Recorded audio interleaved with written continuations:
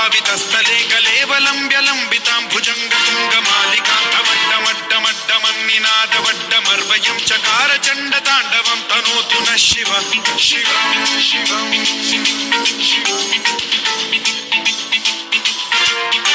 जटाकटाह सम्भ्रम भ्रमन्निलिम्ब निर्झरी विलोल वीचि वल्लरी विराजमान मूर्धनि धगद्धगद्धगज्ज्वलल्ललाट पट्ट पावके किशोर चन्द्रशेखरे रति प्रतिक्षणम्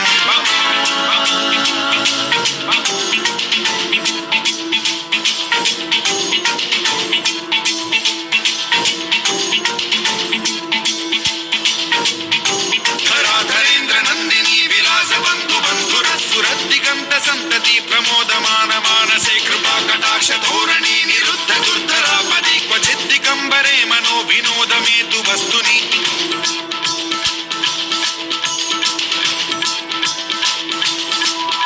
जटाभुजंग पिंगल स्फुरत् प्रणामणि प्रभा कदम्ब कुंकुमद्रव प्रलिप्त दिग्वधूमुखे मदान्ध सिन्धुर स्फुरत्वगुत्तरीय मेधुरे मनो विनोदमद्भुतं बिभर्तु भूत भर्तरि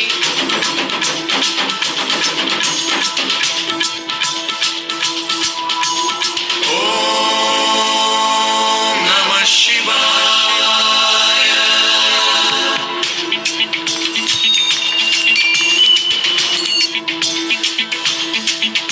सदा शिवं भजाम्यहं सदा शिवं भजाम्यहं ओम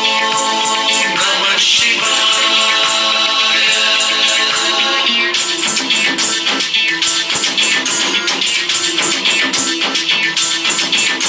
सहस्रलोचनं प्रभृत्य शेषलेख शेखर प्रसून धूलि धोरणी विधूसराङ्घ्रि पीठभूभुजङ्गराजमालया निबद्ध चाट चूटक श्रियै चिराय जायतां चकोर बन्धुशेखरः ललाट चत्वरज्ज्वलत् धनञ्जय स्फुलिङ्गभानि पीत पञ्चसायकं नमन्निलिम्पनायकं सुधामयूखलेखया विराजमान शेखरं महाकपालि सम्पदे शिरोजटालमास्तु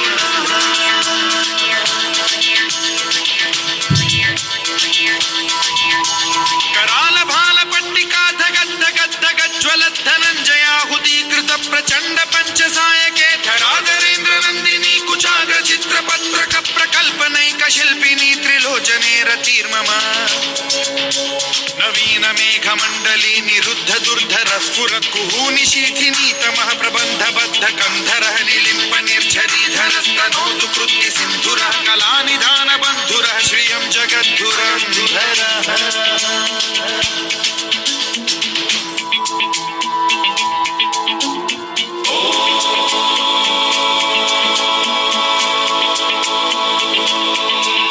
प्रफुल्ल नील पंकज प्रपंच कालिम प्रभावलंबि कंठ कंदली रुचि प्रबद्ध कंधरं स्मरच्छिदं पुरच्छिदं भवच्छिदं मथच्छिदं गजच्छिदान्धकच्छिदं तमं तकच्छिदं भजे अखर्व सर्व मंगला कला कदम्ब मंजरी रस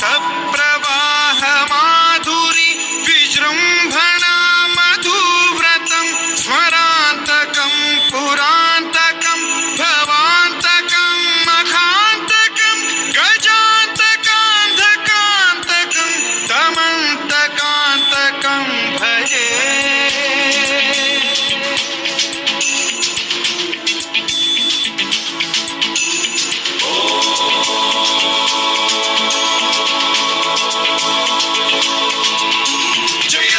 प्रविभ्रम भ्रमद्भुजङ्गमश्वसद्विनिर्गमत्क्रम स्फुरत् कराल भाल हव्यवाद्धिमिद्धिमिद्धिमिध्वनन् मृदङ्ग तुङ्ग मङ्गलध्वनिक्रम प्रवर्तित प्रचण्ड ताण्डवः शिव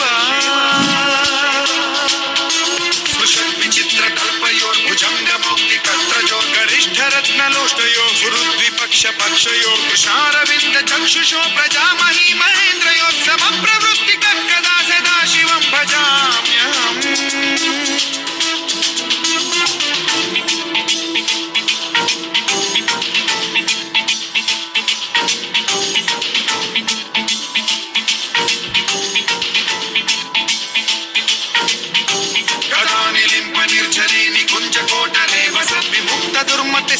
శిరస్థమంజలిం వహద్విముక్తలోలలోచనో లలామ బాలలగ్నకం శివేతి మంత్రముచ్చరన్ కదా సుఖీ భవామ్యహం.